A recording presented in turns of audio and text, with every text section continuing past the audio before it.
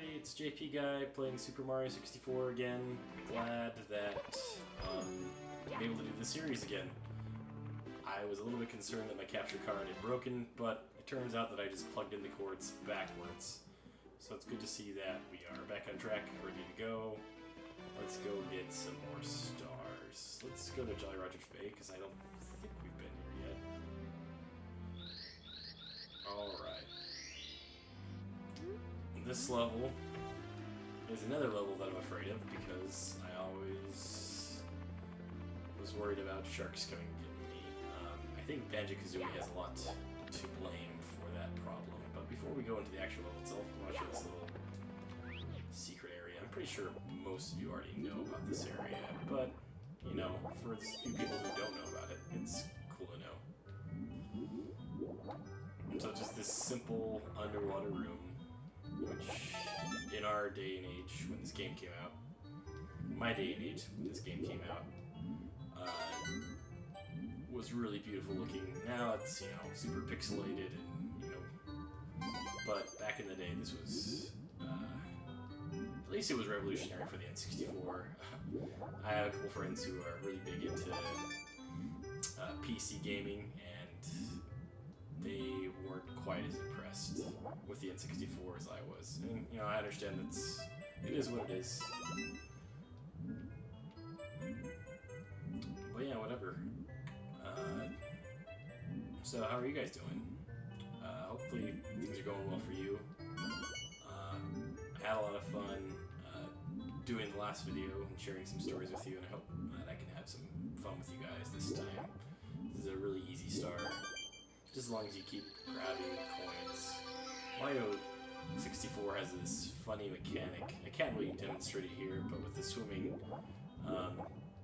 Mario's power meter, which is his health, is shared between air and other types of damage. So you can see when I was swimming, my health was going down, but unlike newer Mario games, there's no separate one for swimming underwater, as in like Super Mario Galaxy for sure. I think Super Mario Sunshine has the same effect. But an interesting thing, because of that, when you go underwater and your health goes down like this, if you swim back up to the surface, your health will actually go right back up, which, you know, it makes sense because you're swimming, but you can actually get damage from means other than getting water from being underwater. And you can actually heal yourself with water, so it's kind of an odd gimmick, but, you know, whenever you're low on health in Super Mario 64, I always try to find a pool of water to heal myself. Coins clearly do that as well. Mario's kind of funny that way, that he heals with money. I'm not sure what... Yeah, that's right. I'm supposed to lift up the sunken ship down at the bottom here. That switch I hit earlier was just to reach the ship once you get it out. As a kid, another irrational fear that I had was this eel right here. He scared the heck out of me. When I was younger, you know, even when I was like considerably older, let's grab some coins here. I was pretty dang afraid of this eel. And it isn't until recently where like I can confidently come up. Come on, alright. I think I'm doing it right. I'm not sure. It's really easy to die, so be careful.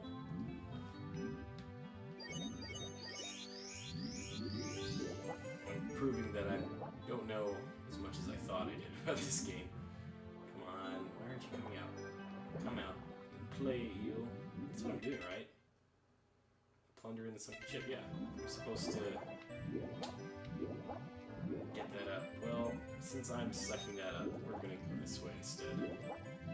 So another thing with Mario 64, kind of similar to Super Mario Galaxy, is you have to pick a specific mission in order it's one of the reasons why I mean, it's not like I prefer Banjo-Kazooie over this game altogether, but I think that's one thing that I like about Banjo-Kazooie more is that you have a little bit more freedom to choose which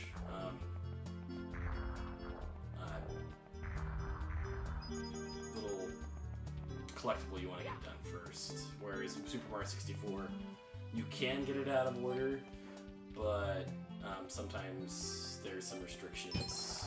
Let's see. Nope. So with this one, I'm trying to get the chests. It's a particular order. I can't remember. Nope. So every time I get it wrong, I think it's... Nope. I was wrong again. Alright, here we go. We got it. We got it. So, even though this wasn't the star that was displayed as my choice, I was still able to get this one. But there's some stars, like, for example, the King Bomb in the last episode that I did. If you don't have that star specifically selected, then the Bomb won't be there, and there'll be other things there. Which, you know, it kind of has its own cool perk. The world changes a little bit. As you can see, I got star 3 instead of star 1. I might have to look up. I'm feeling a little bit dumb for not knowing how to do it.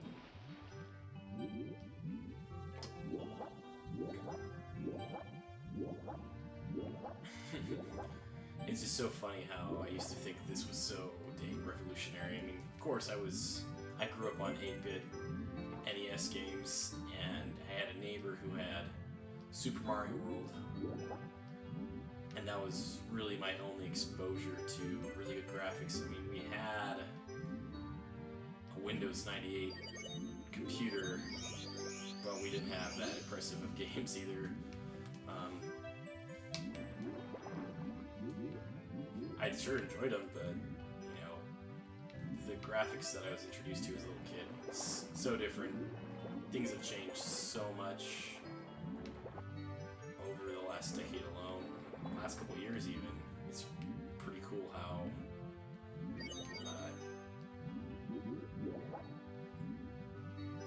art styles and graphics have changed, where, you know, back when this came out, it was I mean, it is about graphics still in the industry, kind of, but it definitely is. Now, I'm about to die. Let's see if I can make it. Come on. Go, Mario.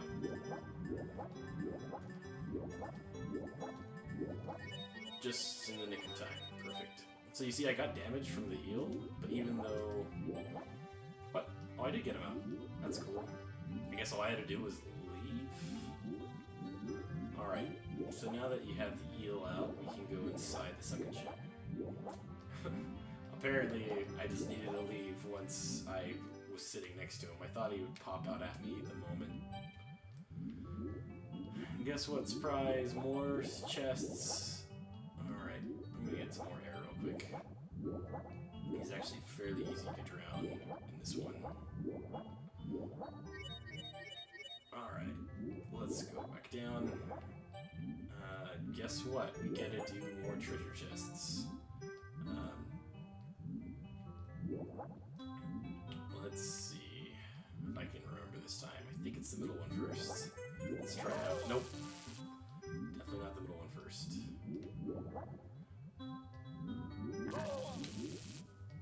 Alright, I need more air.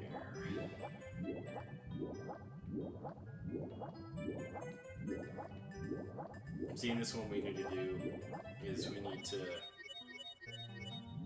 open up the chests, and unlike the last one, when you get the chests open, it will lower the water level inside here. Okay, so I tried that one and that one, so let's try this one. Nope. Nope. Alright, I know it's the last one. Let's go get that one. Of course, I don't know which one's next. There's a nice little bubble. Let's see. I always thought it was a little bit funny how you could grab a bubble in video games so you could breathe.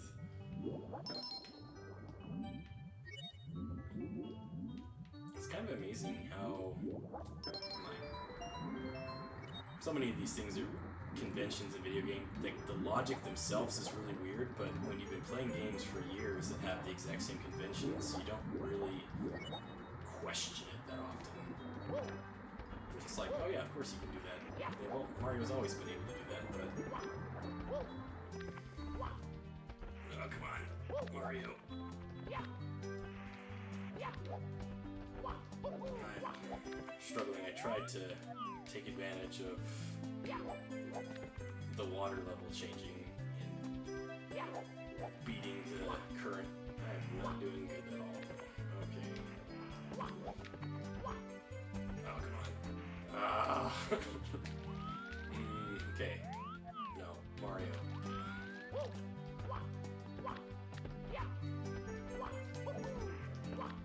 Okay.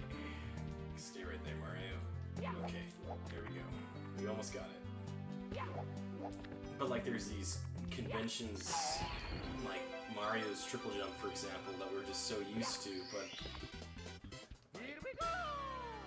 in reality it doesn't make a lot of sense. And for example, like, here's a good example. When E3 was around a couple weeks ago, which for you guys who don't know, that's a giant expo. It's essentially like, without a better explanation, like, I wish I had a better comparison, but it's kind of like Comic-Con just for video games.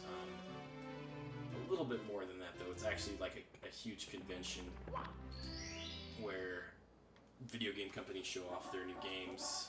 Nintendo didn't show off a whole lot, except for they showed off the new Zelda. And the director was talking about how they're changing the conventions of Zelda by a lot, and it's crazy how much they're changing it. The new Zelda game's coming out next year. It's called Breath of the Wild. They're planning on... What am I doing, actually? Sorry. Alright. We get to play with the eels some more, which is great, because you can see how well I did that last time. But like I was saying, from E3, Nintendo was showing off Breath of the Wild,